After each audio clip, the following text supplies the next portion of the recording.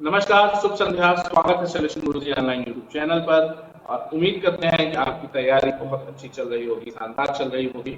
और आपकी तैयारी में आपको सहयोग देने के लिए आज यूपीपी बैच के प्रैक्टिस सेशन में हम फिर से लास्ट ईयर्स जो एग्जाम हुए हैं उनके एनालिसिस के बेसिस पे हम रोज प्रतिदिन आपके लिए कुछ प्रैक्टिस क्वेश्चन तैयार करके लाते हैं, जो हर चैप्टर के रिवीजन के पॉइंट ऑफ व्यू से भी बहुत इंपॉर्टेंट है और आपके एग्जाम के पॉइंट ऑफ व्यू से भी बहुत इंपॉर्टेंट है। तो आज स्टार्ट करते हैं आज का प्रैक्टिस सेशन यूपीपी एग्जाम के लिए। तो रोज की तरह एक मोटिवेशनल कोट से शुरुआत करते हैं अपने क्लास की। जिंदगी 1 मिनट में नहीं बदलती, पर 1 मिनट में लिया गया फैसला जिंदगी बदल सकता है। कभी भी जीवन में डिसीजन जो होता है ना, वो बहुत महत्वपूर्ण होता है। आपका डिसीजन कब राइट कब रॉन्ग है, इसलिए वो इस बात पर निर्भर करता है कि आपने निर्णय किन परिस्थितियों में और कैसा लिया।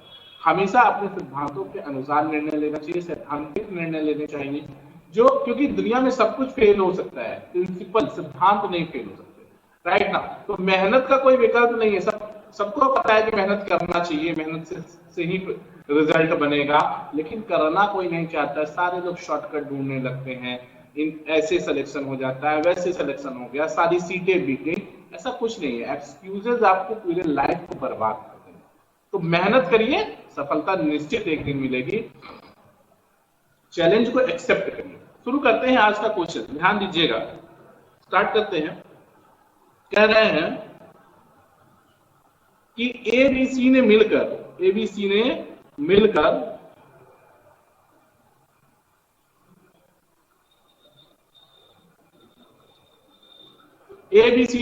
1800 रुपए में एक कार्य को पूरा किया। इसमें ए ने 6 दिन, बी ने 4 दिन और सी ने 9 दिन कार्य किया।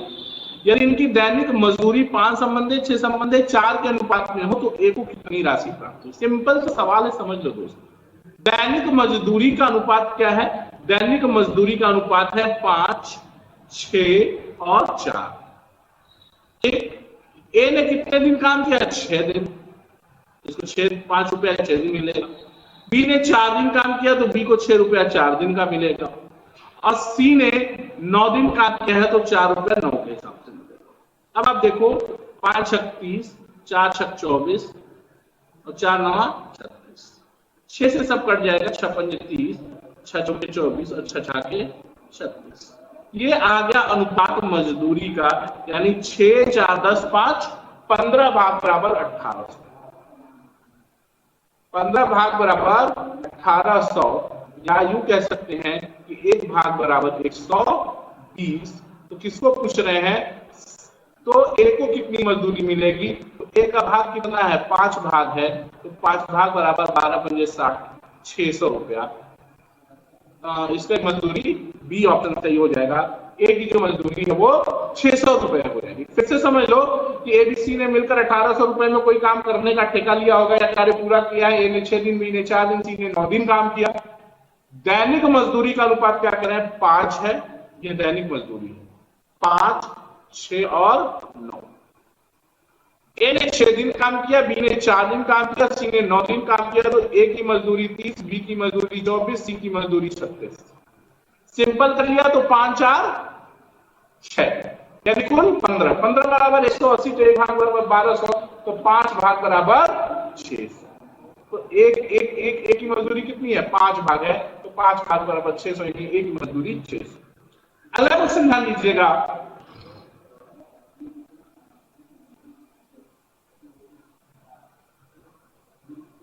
हाँ, क्वेश्चन कह रहे हैं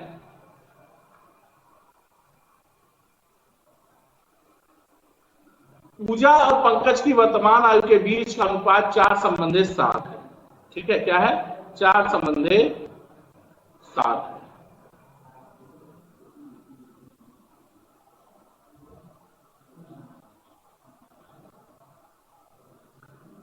दो वर्ष पूर्व इनकी आयु के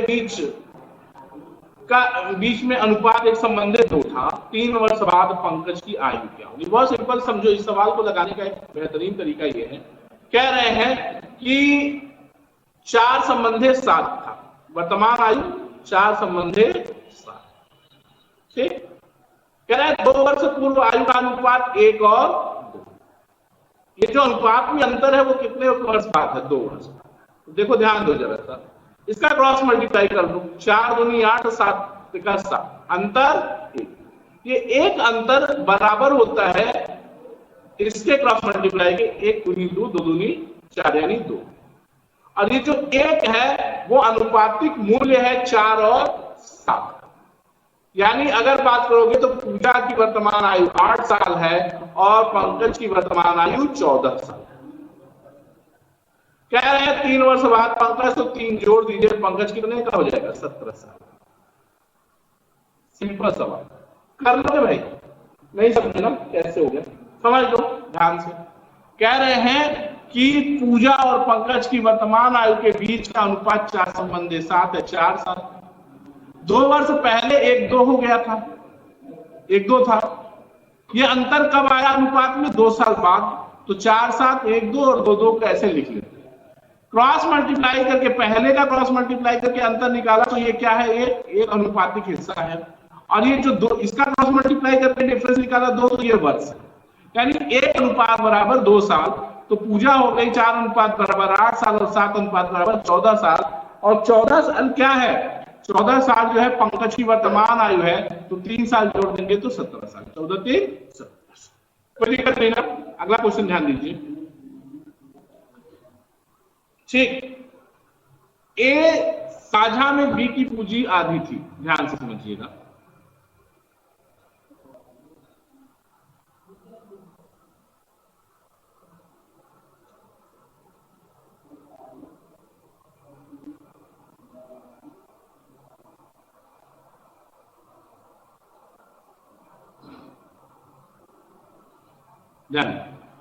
एक साझा में बी की पूंजी ए की आधी थी। चलो ठीक है, ए है और बी। ए की पूंजी बी से, बी की पूंजी ए की आधी थी। यानी बी, ए अगर 200 था तो ए कितना था? 100 था। ठीक है, यदि 8 माह बाद बी ने अपनी आधी पूंजी निकाल ली, यानी 100 रुपया 8 माह तक चला और उसके बाद बचा 50 रुपया, साल भर चला,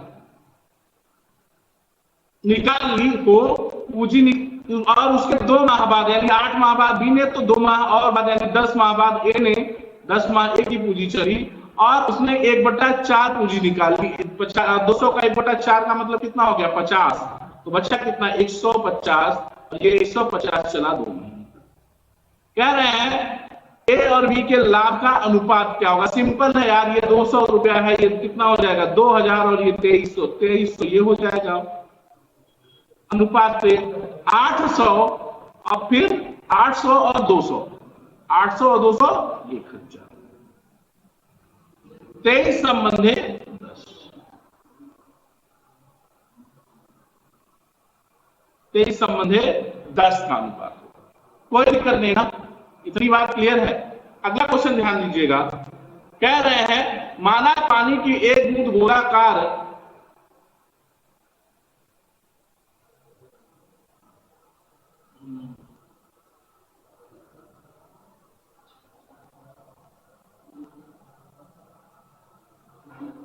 देख लीजिएगा, क्वेश्चन ध्यान से सुन लीजिएगा। माना कि पानी की एक बूंद गोलाकार है और उसका व्यास 1/10 है। ठीक है, मैं सही कर दूं पहले।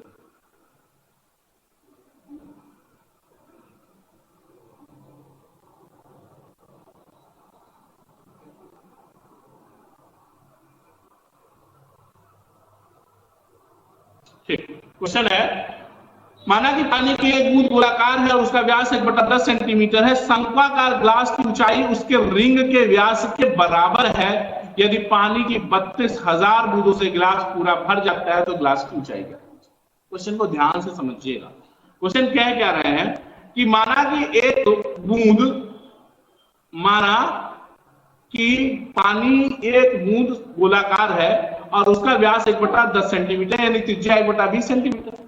एक बूंद का आयतन निकालने, उसमें 32,000 से गुणा करने तो 32,000 बूंदों का आयतन आ जाएगा और इस 32,000 बूंदों से वो शंक्वाकार ग्लास भर जाता है। तो इसका मतलब 32,000 बूंदों के आयतन का मूल्य या आयतन शंक्वाकार ग्लास के आयतन के बराबर है। ध्यान दीजिएगा, पहले क्वेश्चन को हम समझ लें।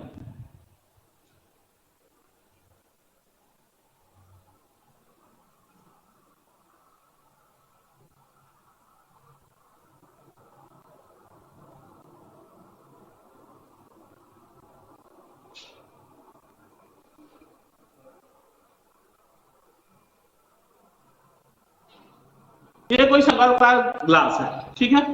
कह रहे हैं कि इसकी ऊंचाई इसके रिंग के व्यास के बराबर है। रिंग का व्यास ये है पूरा, ठीक है, और इसकी ऊंचाई के बराबर है। थोड़ा सा फिगर में भले ना हो, लेकिन ये आप मान लीजिएगा, ठीक। तो आप ये कह सकते हो कि जो शंक्वाकार ग्लास है, इसकी ऊंचाई जो है वो क्या है, उसकी त्रिज्या के h बराबर है 2r, h बराबर है 2r, किसके, शंक्वाकार। माना देखो, पानी की ध्यान से समझो, शंक्वाकार ग्लास है, ग्लास की जो रिंग है उसका व्यास, रिंग का मतलब बेस है, बेस, आधार का जो व्यास है वो ऊंचाई के बराबर है। तो व्यास क्या होता है, त्रिज्या का दोगुना होता है। तो मान लिया अगर शंकु की त्रिज्या r है तो उसकी ऊंचाई कितनी होगी, ग्लास की ऊंचाई उसके इसके के बराबर होगी, ठीक है। एक मिनट में इसको और थोड़ा सा क्लियर कर देता हूं आपको।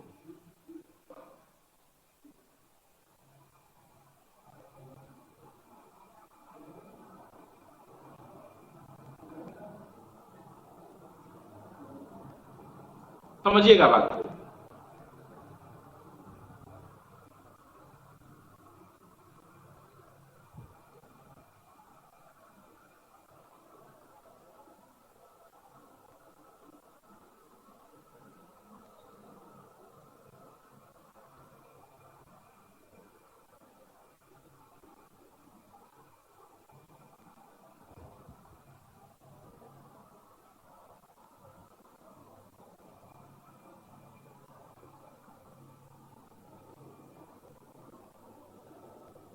ठीक है, ये कह रहे हैं कि ये ग्लास है और इस ग्लास की जो ऊंचाई है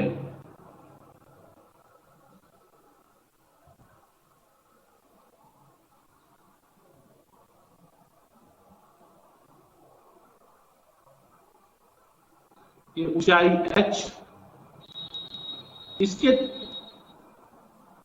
डायमीटर r यानी 2r के बराबर है, h is equal to 2r। अब बात थोड़ी क्लियर हो रही है। अब आप एक बात समझो कि शंक्वाकार ग्लास का आयतन कितना होगा, बता सकते हो? शंक्वाकार ग्लास का आयतन होगा 1/3 पाई r स्क्वायर h, ये बराबर होगा 4/3 पाई r क्यूब। कौन सा r, कौन सा 1/10, बूंद का व्यास दे रहे हैं d, 1/10, तो r कितना होगा 1/20, तो गुणित r क्यूब, ठीक। ये r वो r नहीं होगा, दोनों नहीं है, ये r1 है, मान लो ये r2, और ये क्यूब के बराबर होगा। किसके बराबर होगा, क्यूब के, क्योंकि बूंद का गोलाकार है तो गोले का आयतन क्या होता है, गोले का आयतन होता है 4/3 पाई r क्यूब, ठीक है। क्लियर है इतनी बात? इतनी बात में कोई दिक्कत नहीं ना भाई। अगला क्वेश्चन देखो, इसको पाई पाई से कैंसिल, 3 से कैंसिल, और h को r को क्या लिख सकते हो, h को h ही निकालना है, तो यहां से देखो क्या लिख सकते हो, r is equal to h by 2, r is equal to h by 2।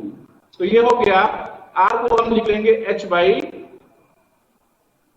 2 का होल स्क्वायर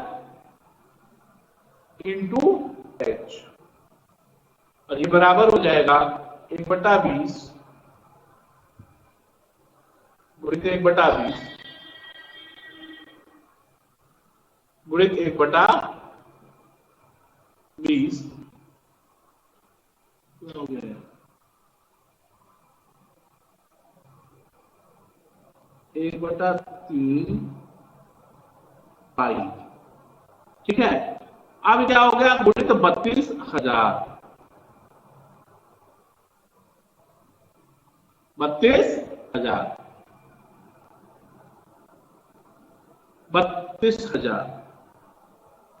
32,000 बूंद है, बूंदे 32,000, अब क्या करोगे भाई, अब देखो यहाँ h square by h, h square into h क्या हो जाएगा, h cube by 4 is equal to 1 0 2 0 3 0, इस 3 0 से खत्म, 2 2 4 2 8, 8 से ये कितनी बार कटेगा, 8 चौका 32, और ये फिर 2 2 4 2 8, 8 चौका 32, ठीक है। और ये एक 4 यहां रह जाएगा, ये 4 एक बचा हुआ है, ये जो 4/3 का 4, तो यहाँ पे हो गया 16, या आर क्यूब बराबर आप बात कर सकते हैं कि आर क्यूब बराबर हो जाएगा 16 गुणे 4, यानी आर बराबर कितना हो जाएगा, 4 सेंटीमीटर, ठीक है। ये आर क्या है, इस शंक्वाकार ग्लास की त्रिज्या, कोई दिक्कत नहीं, कर लोगे, ठीक है ना। अगला क्वेश्चन ध्यान देना, 12 लोगों में से पहले 11 लोगों का औसत वजन 95 किलो है। 12 लोगों में पहले, समझो ध्यान से, 12 लोगों में पहले 11 लोगों का औसत वजन 95 किग्रा है, 12वें व्यक्ति का वजन 12 लोगों के औसत वजन से 33 किग्रा अधिक है, तो 12वें व्यक्ति का वजन क्या है। अब बहुत सिंपल बात समझो कि 12वें व्यक्ति का वजन कैसे निकालोगे आप, 12 व्यक्तियों का औसत वजन निकालो, 12 लोगों का औसत वजन बराबर क्या, बराबर 95 तो ऑलरेडी है 11 लोगों का, प्लस 33 वजन से 33 किग्रा अधिक है, यानी 33/11, यानी 98, ठीक है।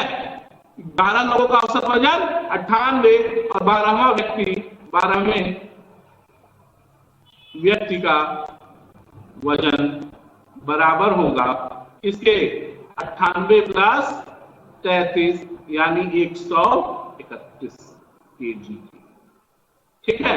ये आपका डी ऑप्शन करेक्ट हो जाएगा। यहां से कोई दिक्कत है, यहां से यहां तक कोई दिक्कत समझो। कह रहे हैं कि 12 लोगों के में पहले 11 लोगों का औसत वजन 95 किलो है, 12वें व्यक्ति का वजन 12 लोगों के औसत वजन से 33 किग्रा अधिक है, तो 12वें व्यक्ति का वजन, 12 लोगों का औसत वजन क्या होगा, 95 तो 11 का है, प्लस ये जो 33 ज्यादा है बटा 11 कर दोगे, तो ये 12 लोगों का औसत आ जाएगा 98। कोई दिक्कत नहीं ना। अब 12वें व्यक्ति का वजन 98, 12 लोगों के औसत वजन 98 से 33 ज्यादा है, तो 98 प्लस 33 131। अगला क्वेश्चन ध्यान देना, मनीषा 20 रुपए के लाभ पर एक घड़ी बेचना चाहती है। मनीषा 20 रुपए के लाभ पर एक घड़ी बेचना चाहती है, उसने वह घड़ी 10% के लाभ पर कम 10% कम पर खरीदे और 30 रुपए कम पर बेचे, फिर भी उसे 20% का लाभ हुआ, घड़ी का लागत मूल्य क्या। अब ध्यान दो, समझो बात। पहली कंडीशन, पहली कहानी यह है दोस्त कि मनीषा किसी घड़ी को 20% के लाभ पर बेचना चाहती है, लेकिन एक कंडीशन ये बन गई कि मनीषा अगर उसे 10% कम में खरीदे और 30 रुपया कम में बेच दे, तब भी उसे 20% लाभ होगा। तो सिंपल बात समझो, क्या मामला है कि अगर 100 रुपए की घड़ी है और मनीषा उसको चाहे तो 120 में बेचे, अगर 20% प्रॉफिट चाहिए तो, लेकिन कह रहा है कि अगर 10% कम में खरीदे तो 90 में खरीद लेगी, और 90 में जब खरीद लेगी, 90 में खरीद लेगी, तो 90 में खरीद ले तब 10% का प्रॉफिट, 20% का प्रॉफिट कितना आएगा भाई, तब भी 20% का प्रॉफिट आ रहा है अगर वो 30 रुपया कम में बेचे, यही कह रहे हैं। तो इसका 90% का 20% अगर प्रॉफिट में बेचेगी तो 120% रिटर्न लगेगा, यानी 108। कोई दिक्कत नहीं, 20% में 30% का 20%, 18% 90 और जोड़ देंगे 108। ये क्या है, पहले 120%, अब 108%, यानी जो ये मूल्य कह रहा है 12%, ये 12% 30 रुपया कम मूल्य को निर्धारित करता है। बात समझ में आ रही है। कह रहे थे कि मनीषा 20% लाभ पर एक घड़ी बेचना चाहती थी, अगर मनीषा ने वो घड़ी 100 रुपए में खरीदी होती तो 120 में बेचती, 20% लाभ पाते। क्लियर। अगर 10% कम में खरीद लिया, 10% कम में खरीद लिया यानी 90 में पा गई, और 30 रुपए कम में बेच दिया, तब भी 30 रुपए कम में बेच दिया, तब भी वह 20% का लाभ पा रही है, यानी यहां से ये 30 रुपया माइनस में बेच रही है, तब भी 108% यानी 20% पा रही है। तो यही 12% 30 रुपए के बराबर है, तो सीपी 100% कितना हो जाएगा? देखो 12% बराबर 130, तो 100% बराबर गुरु 100% बराबर 30/12 अब गुणित 100 गुणित 100, तो 4 से काटो, 4 नहीं 12, 4 25 हम 100, अब 3 10 में 30 यानी 250। कोई दिक्कत नहीं ना? 250 रुपया घड़ी का मूल्य, लागत मूल्य, यहां तक कोई दिक्कत नहीं, कर लोगे? ठीक, आगे बढ़ते हैं। कह रहे हैं कि एक व्यक्ति 36 किमी धारा के प्रतिकूल दिशा में 48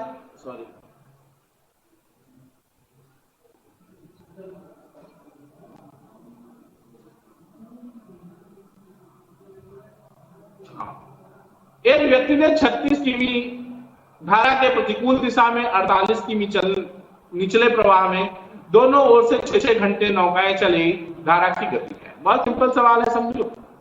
कह रहे हैं कि 36 किमी धारा के प्रतिकूल गया तो 6 घंटे में, तो चाल कितनी हो गई धारा के प्रतिकूल? 6 किमी प्रति घंटा। ये धारा के प्रतिकूल चाल है, और धारा के अनुकूल 48 किलोमीटर भी 6 घंटा में, तो 6 × 48 तब चाल 8 किलोमीटर प्रति घंटा हो गई। अब बात को समझो, ये धारा के विपरीत माइनस और ये धारा के साथ प्लस। अगर धारा की चाल पूछ रहा है तो दोनों के अंतर का बटा 2 यानी 1 किलोमीटर प्रति घंटा। पता है ना? धारा के अनुदिश चाल पता हो, धारा के विपरीत चाल पता हो, तो धारा की चाल धारा के अनुदिश चाल और धारा के विपरीत चाल के अंतर का बटा 2। क्लियर? लेकिन अगर आपसे ये धारा की चाल है गुरु, याद रखना ये धारा है, नाव की चाल पूछता तो क्या करते? जोड़ लेते 8 से 14 और 14 में 2 से भाग देते तो 7 किलोमीटर प्रति घंटा। दोनों बातों को मैं यही समझा दे रहा हूं। आपको धारा के अनुदिश चाल पता चल जाए, धारा के विपरीत चाल पता चल जाए, धारा की चाल पूछे, दोनों के अंतर से 2 से भाग दे दो, दोनों के अंतर को 2 से भाग दे दो। आपको धारा के साथ चाल पता चल जाए और धारा के विपरीत चाल पता चल जाए, और धारा की चाल निकालनी, तो धारा के साथ चाल माइनस धारा के विपरीत चाल बटा 2 धारा की चाल। और अगर शांत जल में नाव की चाल पूछे तो धारा के विपरीत चाल प्लस धारा के साथ चाल बटा 2। क्लियर? अगला क्वेश्चन,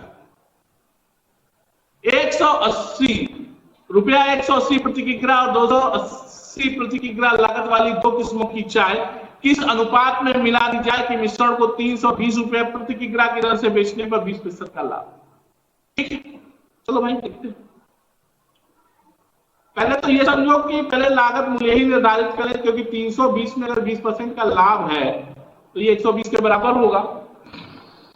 ठीक है, देखो ध्यान दो, कह रहे हैं, ध्यान दीजिएगा, 120 बराबर अगर 320 है तो 100 बराबर 320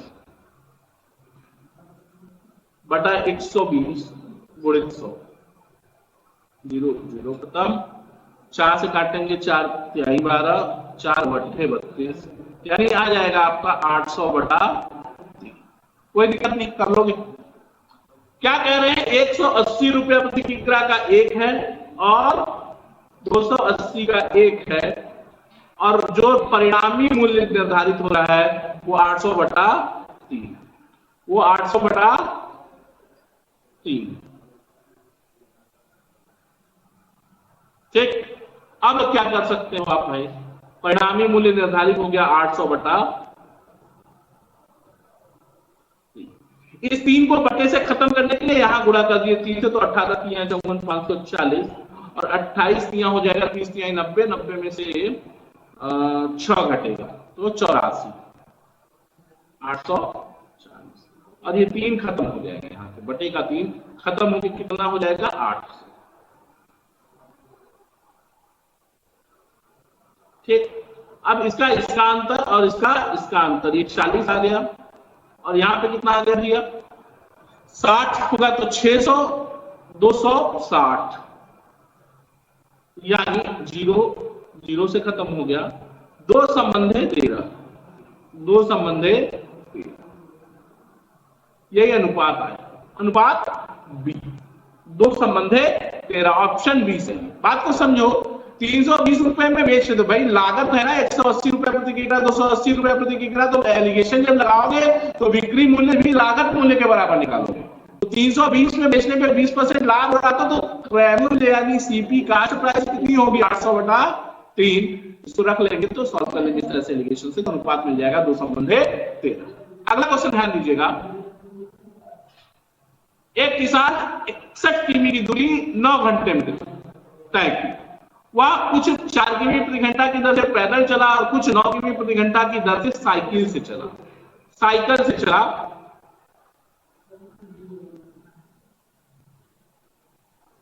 उसने पैदल कुल कितनी दूरी तय की? बहुत सिंपल सा सवाल समझने की कोशिश करिएगा, ठीक है।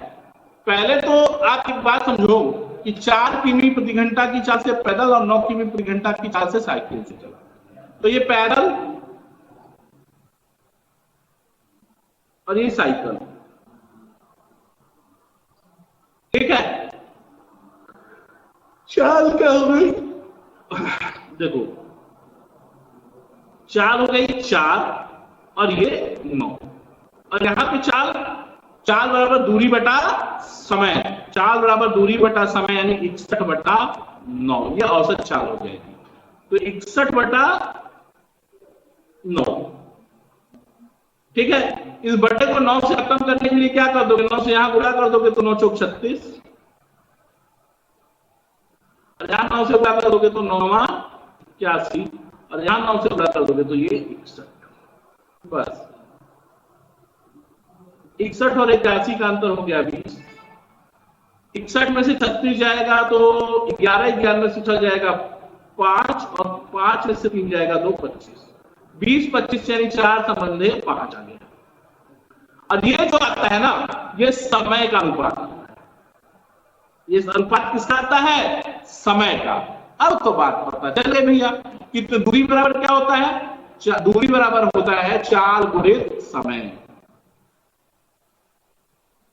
पैदल दूरी कितनी, चाल क्या थी 4 किलोमीटर प्रति घंटा, और समय कितना है पैदल 4, ठीक है। तो समय है पैदल 4, यानी दूरी उसने 4 पैदल कितनी चली 16 किलोमीटर। इससे शानदार कोई तरीका नहीं है इस क्वेश्चन को डील करने का, समझो आपको। पैदल 4, साइकिल से 9, और औसत चाल 61/9, एलिगेशन लगा दिया और आपने क्वेश्चन को सॉल्व कर लिया, कोई दिक्कत नहीं है, कर लोगे। ठीक, अगला क्वेश्चन ध्यान देना।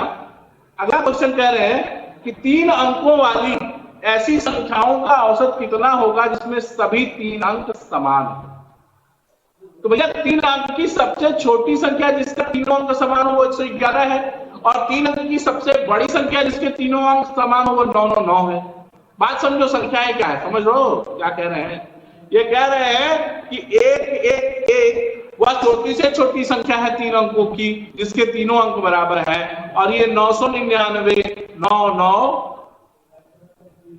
ध्यान देना, ये 999 ये सबसे छोटी बड़ी संख्या है 3 अंकों की जिसमें 3 से भाग तीनों अंक समान।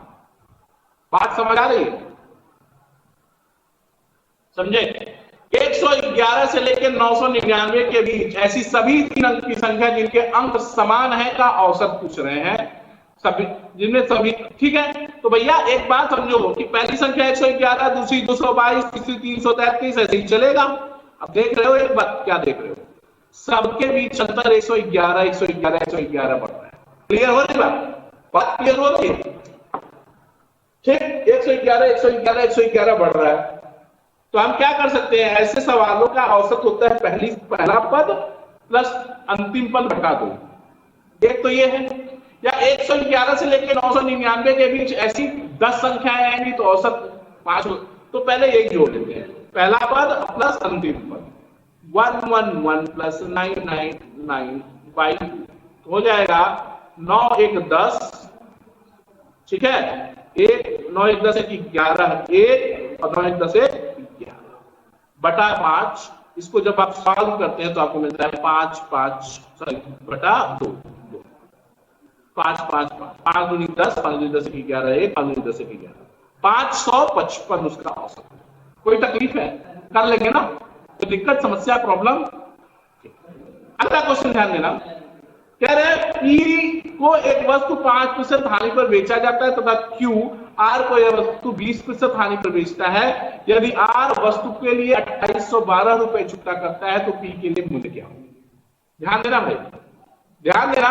कह रहे हैं कि मान लेते हैं पी के लिए मूल्य यस, पी ने 5% की हानि पर बेचा तो 95/100 में बेचा, क्यू ने आर को 20% की हानि पर बेच दिया तो आर ने इसके लिए कितना पेमेंट किया? इसका 80% पेमेंट किया, और ये बराबर है 2812। यस बराबर हो जाएगा 2812 गुणित 100 गुणित 100 बटा 95 गुणित 80, 20 चौका 80, 20 पंजे 100, 4 सत्ते 28, 4 तिहाई 12, यहां फिर काट ले, 5 से काट लोगे तो 5 20 100, 19 पचे 95, और ये कट जाएगा 19 यहाँ 57, 19 चौक 76 हो जाता है, तो 19 या 57 3 बार कटेगा, और 19 सत्ती 133 37 बार कटेगा 37। तो फिर मिला जुला के मिलेगा कितना? आपको मिलेगा 37 इंटू 100, 20 पंजे 100 बराबर 37। कोई दिक्कत नहीं, कर लोगे, इसका आंसर हो गया 37। कह रहे हैं पी के, मान लीजिए पी के लिए मूल्य x था, पर 5% हानि पर बेचा तो 95% पाया, और ये आर के लिए मूल्य क्यू के लिए हो गया, क्यू ने इसको भी 20% हानि पर बेच दिया तो इसका भी 20% हानि यानी 80/100 बराबर 2812। एक्स की वैल्यू निकाल लेंगे कैलकुलेट करके 2700। यहां तक कोई दिक्कत?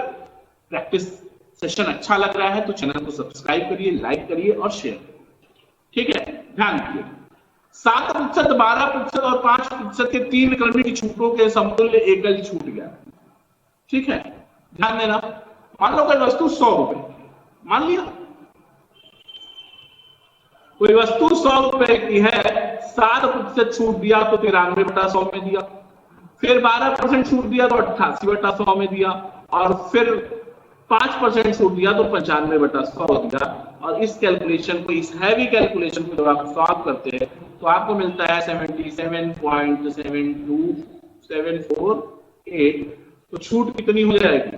छूट हो जाएगी 100 माइनस 77.478, या यूं कह सकते हैं आप कि इसका आंसर हो जाएगा 22.252, ये आंसर। ठीक है, अगला सवाल ध्यान देना। इस सवाल को इस तरह से भी कर सकते हो कि पहले 12% और 7% को एक साथ ले लो, x + y - xy/100। इसे सॉल्व करके जो मिलेगा उसको फिर 5 के साथ x + y - xy/100 लगा लेना। कर लोगे? अगला क्वेश्चन ध्यान देना, कह रहा है कि 7500 रुपए की धनराशि का 24% वार्षिक ब्याज की दर पर 3 महीने का चक्रवृद्धि ब्याज, मासिक 3 महीने का चक्रवृद्धि ब्याज क्या होगा या मासिक क्या होगा? सिंपल सा सवाल है, समझो भाई। भैया वार्षिक अगर 24 है तो मासिक कितना हो जाएगा? 2%। मासिक दर कितनी हो जाएगी? मासिक दर 2%। 3 महीने का चाहिए आपको तो 75,000 रुपया लगाओ, और 2% दर का मतलब 2/100 यानी 1/50। चलो 2/100 कर लो, ज्यादा आसान है, 2/100 भी तुम्हें कर लेंगे तो ये आ जाएगा 150। फिर इसका अगर आप 2/100 करेंगे तो 300/100 3 आ जाएगा, और फिर इसका 2/100 करेंगे तो 2 × 6 0.0, अच्छा 0.6 आ जाएगा, और 3 1 से गुणा हो जाएगा। देखो यही से आंसर आ जाएगा, ये आ जाएगा 300 और प्लस 9। ठीक है ना, 300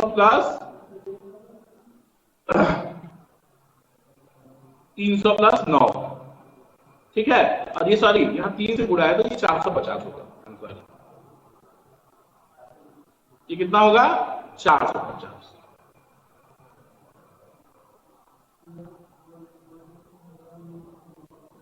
हम्म, 450।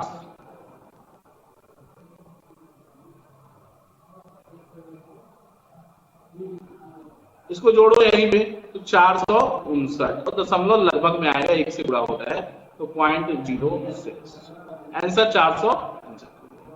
ठीक है, चैप्टर वाइज कंटेंट में जाके चक्रवृद्धि ब्याज पढ़िएगा, इसी तरीके से रॉकेट मेथड से चक्रवृद्धि ब्याज पढ़ाया, एकदम सुपर रॉकेट मेथड।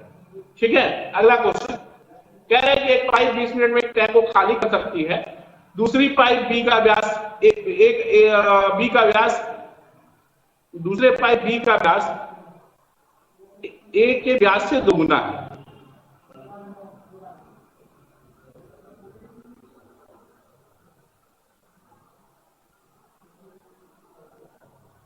समझ लो, दूसरे पाइप बी का व्यास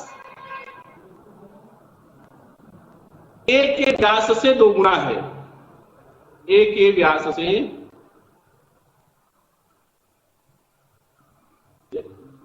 ए के व्यास से दोगुना है। ठीक,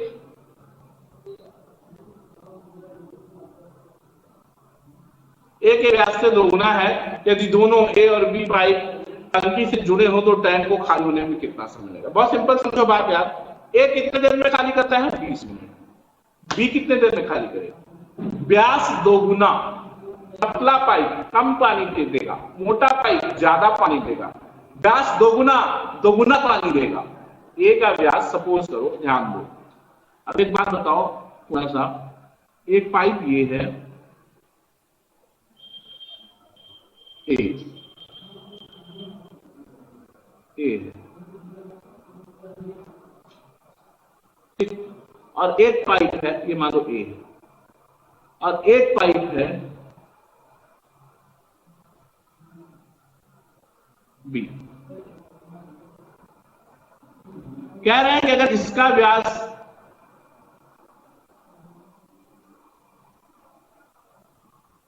ठीक है दोगुना है तो ए जितना पानी अगर ये 20 मिनट में खाली कर रहा है तो बी को लगा लोगे खाली करने के लिए तो कितना समय में खाली कर देगा? 10 मिनट में खाली कर देगा, सीधा सीधा 10 मिनट में ही खाली कर देगा ना।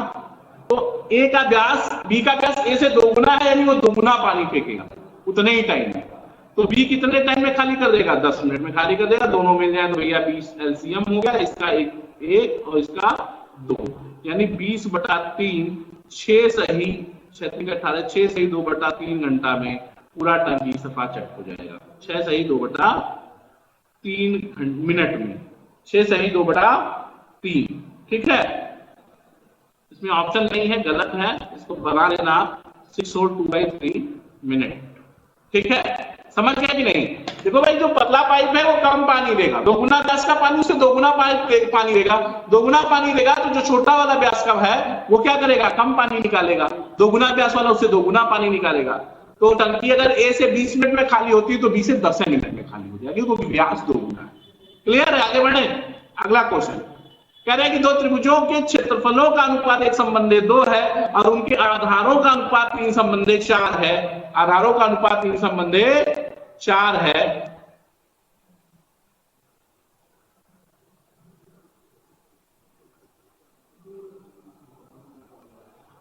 उनकी ऊंचाई का अनुपात क्या होगा?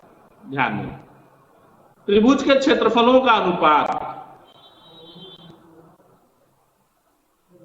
बराबर 1/2, या यूं कह सकते हैं आप, पहला त्रिभुज 1/2 आधार B1 height H1 by 1/2 B2 H2 बराबर 1/2 से खत्म। कह रहे हैं आधारों का अनुपात 3:4 है, यानी 3H1/4H2 बराबर 1/2, या यूं कह सकते हैं कि H1/H2 इज इक्वल टू 1/2 गुणित 4/3। ये खत्म हो जाएगा 2 से, तो H1 संबंधे H2 कितना मिल जाएगा आपको? 2 संबंधे 3। ठीक है, ऑप्शन ही यहाँ पे आप लिख लीजिए, आंसर यही होगा 2 संबंधे 3। कोई दिक्कत नहीं ना, कर लोगे भाई, यहाँ तक कोई दुख तकलीफ का समस्या परेशानी? ठीक है, अच्छा चल रहा है सेशन। ठीक है, अगला क्वेश्चन ध्यान देना। कह रहे हैं कि 0.8 और 1.2 का तृतीय अनुपाती ज्ञात कीजिए। तो आपको पता ही है तृतीय अनुपाती कितना होता है? B² by A। कर लो, 1.2 का स्क्वायर बाई 0.08, 12 पर हम 144 हो गया 1.44 अब बाई 0.08 या 144/8 16, ठीक है। 144/8 का मतलब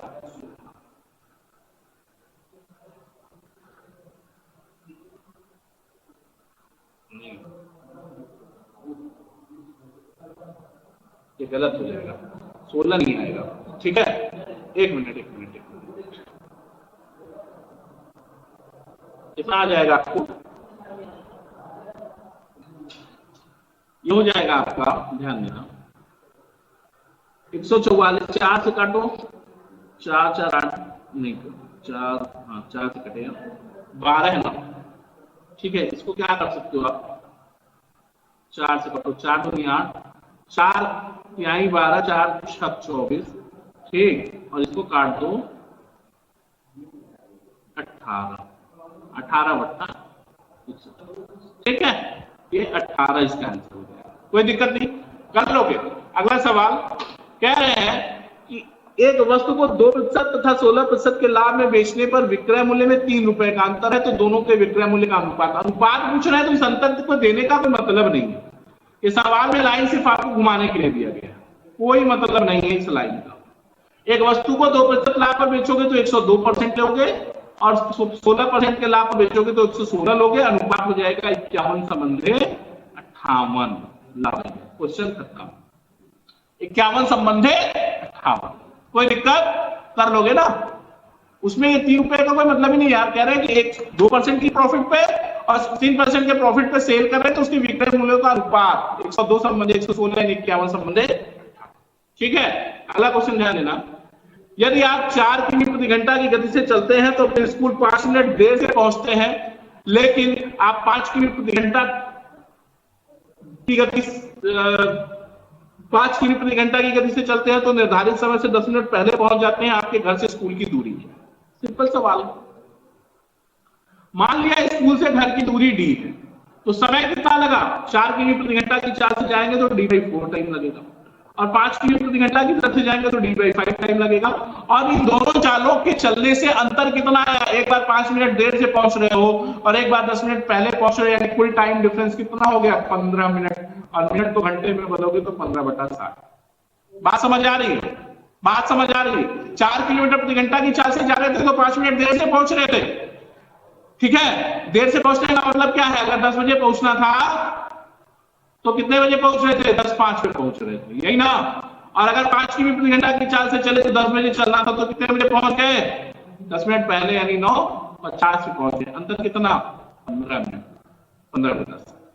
तो d/20 इज इक्वल टू 515/60 या 20/60, और ये 3×5 = 15।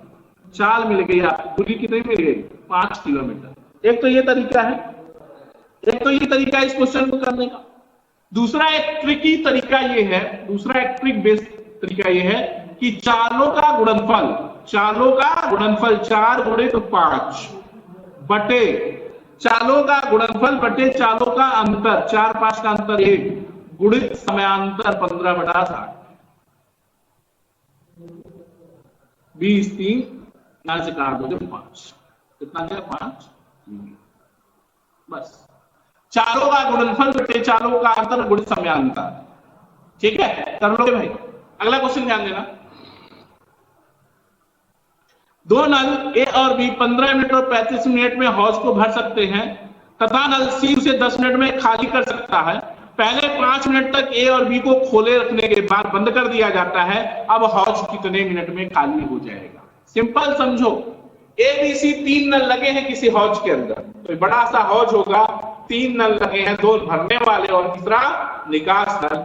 ए कितने देर में भर पाता है, 25 में, बी कितने में भर पाता है, 35 में, और सी कितने में खाली कर पाता है, 10। ठीक है, इसका एलसीएम निकालो भाई, तो एलसीएम हो जाएगा आपका 350,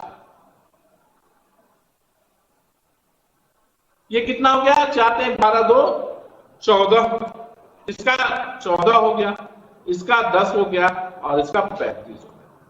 कह रहे हैं ए और बी को पहले 5 मिनट चला दिया गया। बात समझो, ए बी का 1 मिनट का काम कितना हो जाएगा, 14 10 24, अब 5 मिनट चला तो 120 हौज भर गया। अब इसको बंद करके सी को चला दिया गया, बंद कर खुला रखने के बाद बंद कर दिया गया।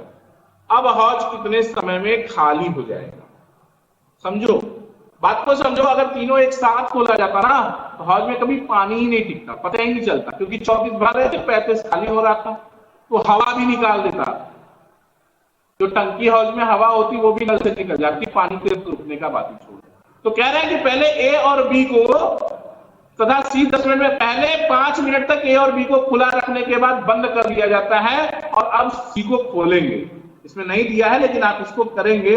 इस सी को खोलने के बाद हौज कितने समय में भर जाएगा, तो 120 बटा 35, 5 से काट देंगे, 5 सते 35, 24 बचे 120, और 24 बटा 7, 3 सते 21, 3 सही